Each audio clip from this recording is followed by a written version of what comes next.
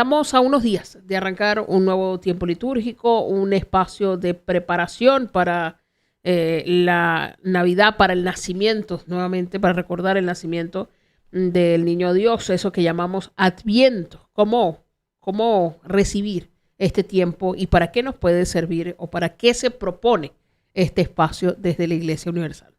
Sí, lo primero que hay que decir es que la Iglesia en su pedagogía propone un tiempo de preparación. Preparación para la venida del Niño Jesús, para el nacimiento de Jesús en nuestras vidas. Y lo empato con el final del año litúrgico, que comúnmente es la fiesta de Cristo Rey, que son unas lecturas las que la Iglesia nos propone como de apocalípticas en principio, pero que quieren ir cultivando desde el final, y ahí se une el final del año litúrgico con el comienzo del siguiente, de estar atentos. Y por eso nos previene y el advenimiento del Señor nos prepara con 4 semanas. De modo que no es algo como que de ya para allá, sino... No es de hoy una invitación para una fiesta para mañana. Exacto, improvisada. Es una actitud para ir cultivando poco a poco, día a día, de esperanza, de confianza de que en el Señor, en sus manos está nuestra historia, nuestra vida. Ahora, es una preparación que en la historia de la humanidad y del cristianismo y de la venida de Jesús, pues fue otro tiempo, ¿verdad? Para esperar la promesa de que viniera el Mesías y no sé qué. Nosotros es más simbólico en recordar y reconocer que sucedió, que efectivamente sucedió. ¿Cómo incorporar eso en nuestras vidas? ¿Cómo reconocer también esa presencia de Dios y abrir esos espacios para que vuelvan a ser en nuestra historia? Mira, una de las cosas que hay que tener en cuenta es el contexto en el que vino Jesús. Era un contexto complejo también. Era un pueblo judío que estaba esclavizado por Roma y un tiempo muy complejo en el que había mucha expectativa sobre el Mesías. Y habían varios que se habían planteado como el Mesías, habían aparecido. Pero sin embargo, la actitud era la de la espera, la de ver y poder reconocer los signos que el Señor nos daba a través de lo que iba pasando en la realidad. De modo que, bueno, por eso en los evangelios vemos cómo se va relatando, y eso es lo precioso de la misma pedagogía y de cómo las primeras comunidades fueron entendiendo esto, cómo fue pasando toda esa historia desde los de abajo. Y yo creo que esa es otra clave. O sea, en clave de esperanza, por un lado, la otra es desde los de abajo, mirando los de abajo. Entonces yo creo que ahí es donde hay que fijar la mirada, donde el mismo Dios y donde los mismos evangelistas lo pusieron, desde abajo, y cómo se va construyendo la historia desde abajo, de la cotidianidad, desde lo sencillo, desde la generosidad, de muchas actitudes de muchas personas. Ahora, en esto que plantea Padre, hay definitivamente un montón de rupturas con la construcción de un imaginario colectivo que esperaba a un salvador, sí, a un héroe, a un tipo poderoso, y asociar el poder y la heroicidad con la sencillez a veces nos hace cortocircuito. Sí. Entonces, ¿cómo entender precisamente eso? Sobre todo cuando estamos celebrando, todavía estamos asimilando lo que implica tener santos venezolanos, José Gregorio Hernández, Carmen Rendiles, precisamente otros personajes de la historia y venezolanos además, que también actúan desde allí, desde la sencillez, desde la humildad, desde los de abajo. ¿Cómo romper ese imaginario que espera a alguien que venga montado en un caballo, quizás en esta época, pero con todo el poderío del mundo a librarnos de lo que fuese? Precisamente ahí es donde va como la actitud que nos propone el ciclo litúrgico al final y que empalma con el comienzo.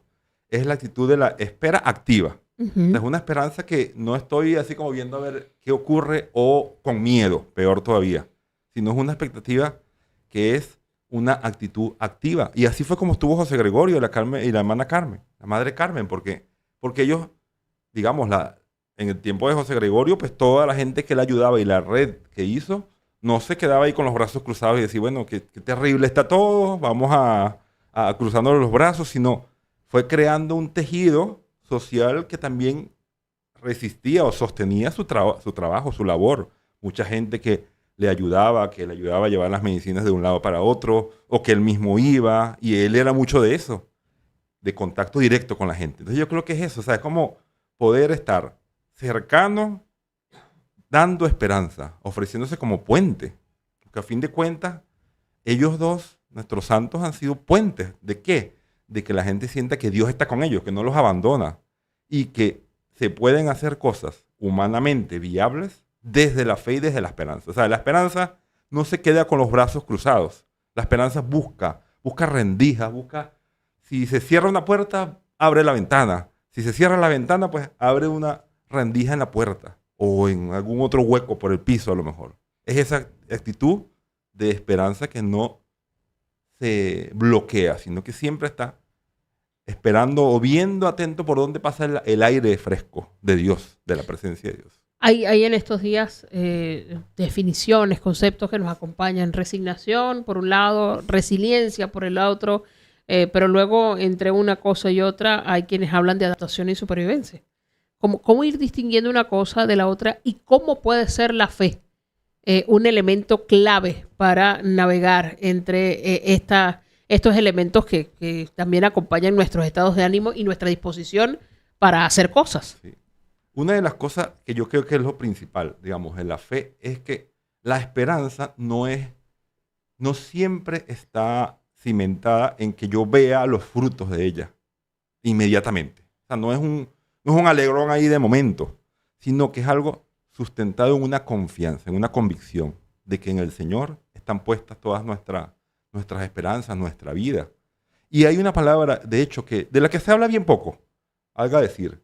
Se habla mucho de resiliencia, pero es que tenemos un valor desde siempre, la longanimidad. Uh-huh. La longanimidad es precisamente esa capacidad del ser humano, ese don que Dios le ha dado de no solamente de superar los obstáculos, sino de poder presentar a los demás una experiencia profunda de un Dios que pareciera que solamente esta persona lo ve y los demás no lo están viendo, pero porque es una confianza que va más allá de lo evidente. Entonces, yo diría que por ahí va, o sea, cultivar actitudes de esperanza que van más allá de que yo sé lo que estoy haciendo y hacia dónde va. Y a veces se nos pierde y es humanamente entendible que uno diga, bueno, pero aquí no queda más sino esto o aquello. Pero la esperanza nos lleva a no decir hasta aquí, sino decir, mira, en esto a lo mejor es comenzar como a distinguir, en esto hasta aquí, pero aquí puedo caminar, en este aspecto puedo avanzar. Y ahí es donde viene el discernimiento de qué es lo que yo puedo avanzar, hacia dónde, por dónde.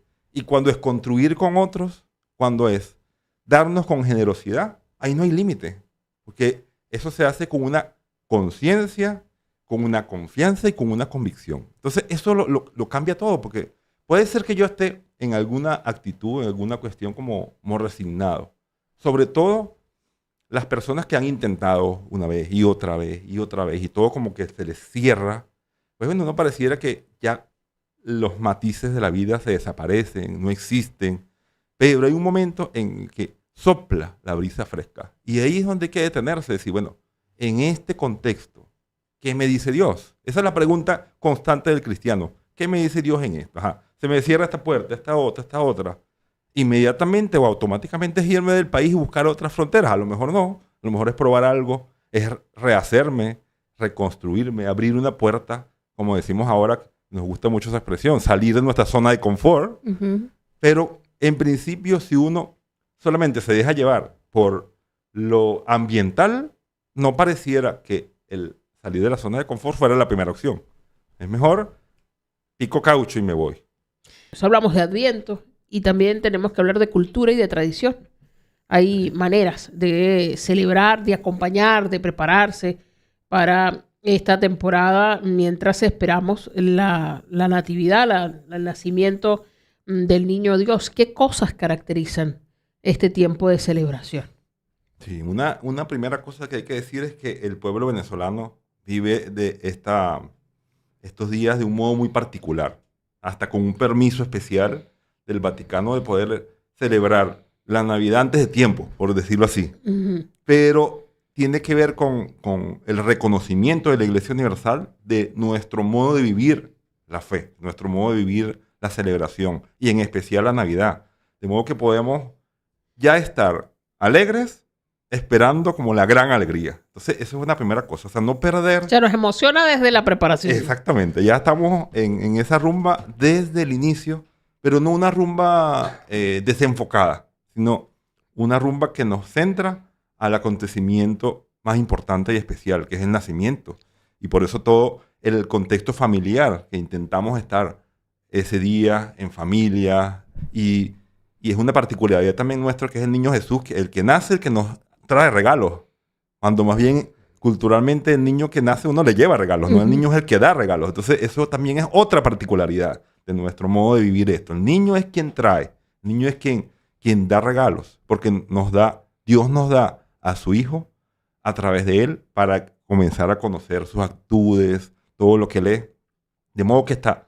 Y bueno, y la tradición que, digamos, yo invito a los radioescuchas y los televidentes a recuperarlo si no lo han hecho. Es el tema de poner el nacimiento, el pesebre en los hogares y bueno, pues, y reunirse el mismo 24 o antes y hacer una pequeña oración en la que los niños tengan un papel importante. O sea, yo creo que esa dimensión familiar cercana, no importa lo grande, lo pequeño que pueda ser el pesebre, el nacimiento, pero háganlo y inviten a otros a que lo hagan, porque eso también nos recuerda lo sencillo en lo que muchas veces estamos. La vida, la mayoría de las cosas se nos van en la cotidianidad. Los grandes momentos son pequeños en tiempo, en duración, pero la cotidianidad, y allí es donde Jesús nos invita desde abajo, desde lo sencillo. Entonces eso, el modo de vivir la fe, el niño Jesús que es que regala, el nacimiento, y también por otro lado los aguinaldos. O sea, hemos creado hasta un estilo musical propio de Navidad.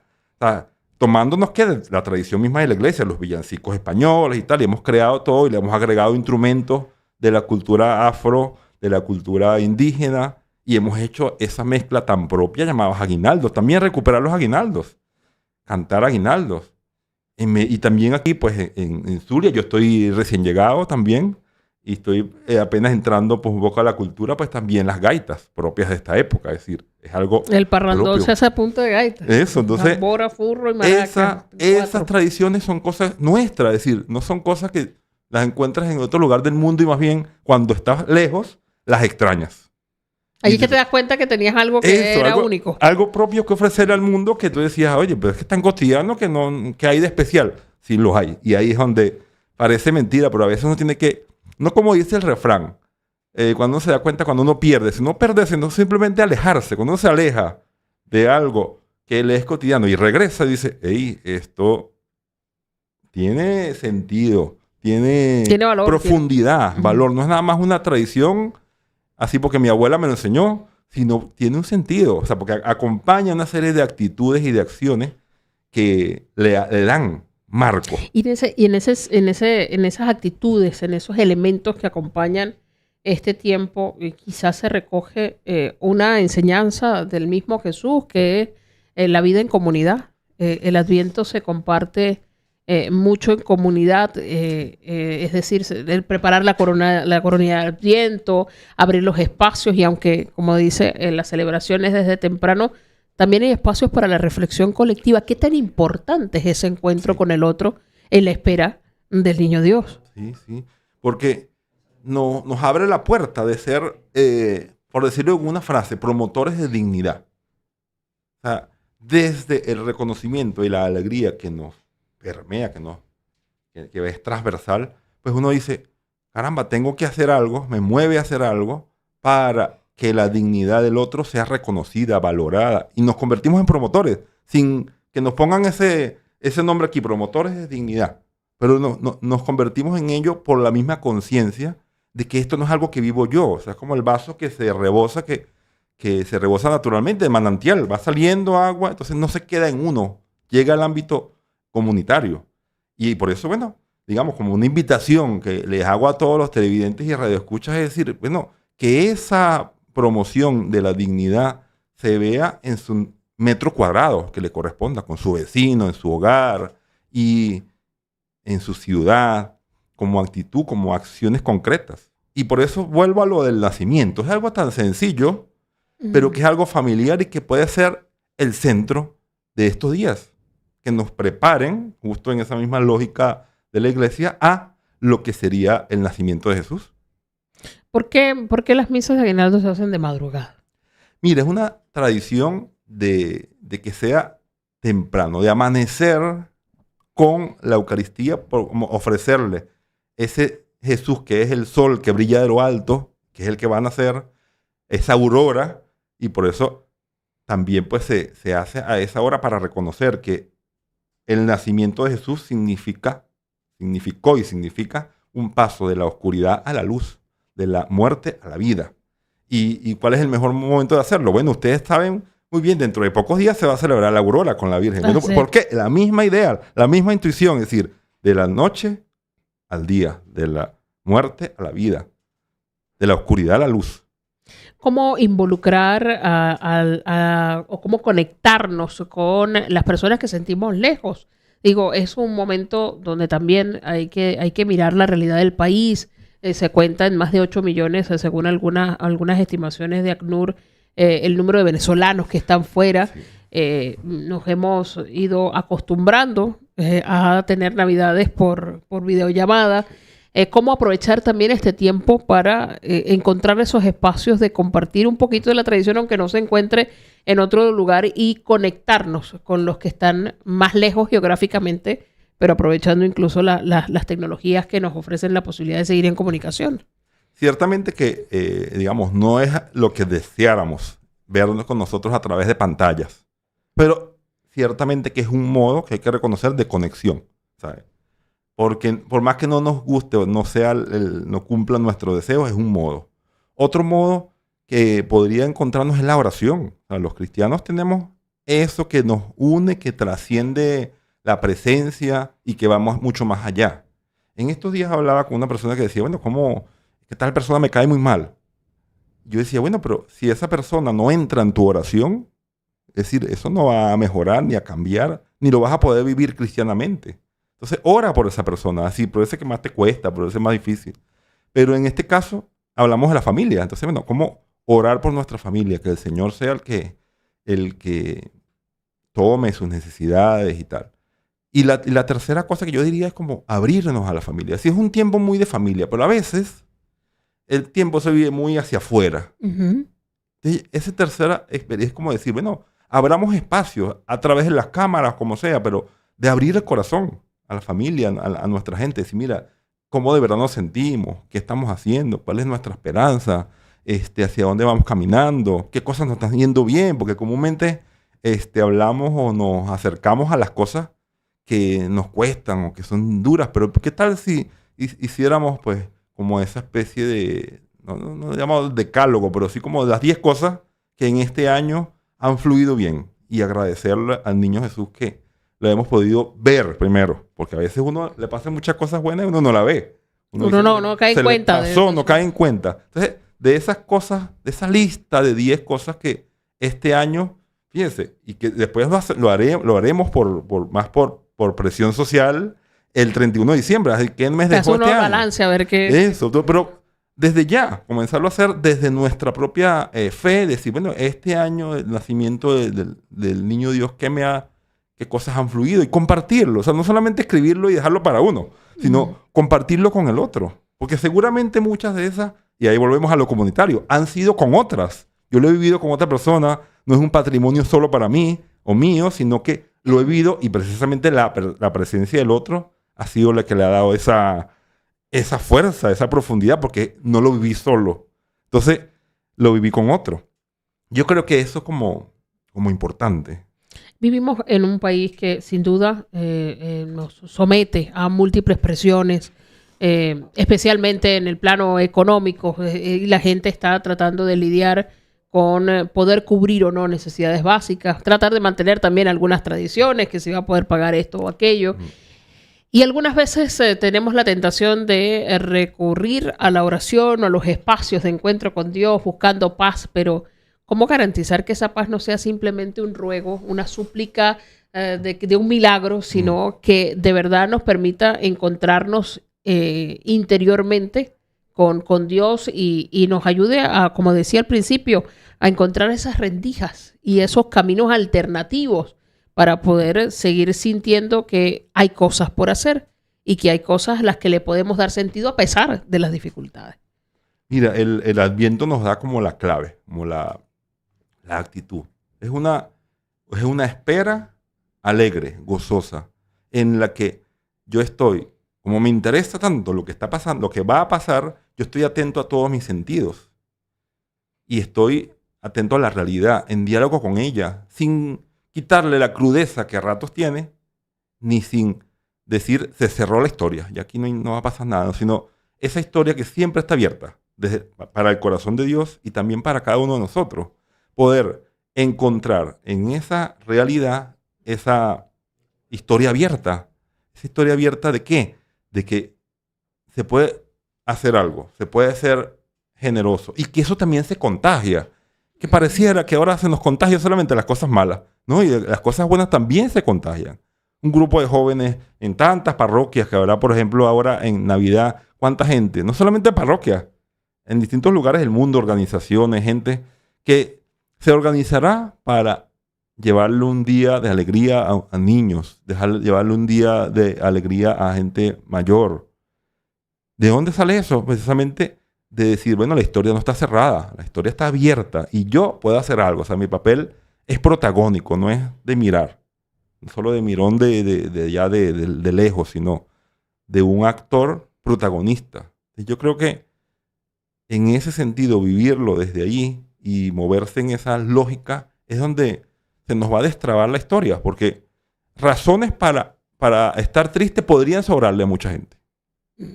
Pero yo invito a toda esa gente que a lo mejor pueda estar en este momento así como triste, abatida, a ver las cosas que tiene. A ver las cosas Lo que sí es ganancia. Lo que sí es ganancia y que es tan obvio, porque siempre lo ha tenido, pero, ay, si no lo tuvieras. O sea, es tan obvio que lo tienes, pero cae en la cuenta. O sea, es como decir que dejar que eso caiga. Y que yo diga, oye, yo tengo esto, mira. Siempre he tenido mi familia, siempre he tenido un hogar, siempre he tenido una habitación, siempre he tenido un plato de comida en la mesa, aunque sea una arepa.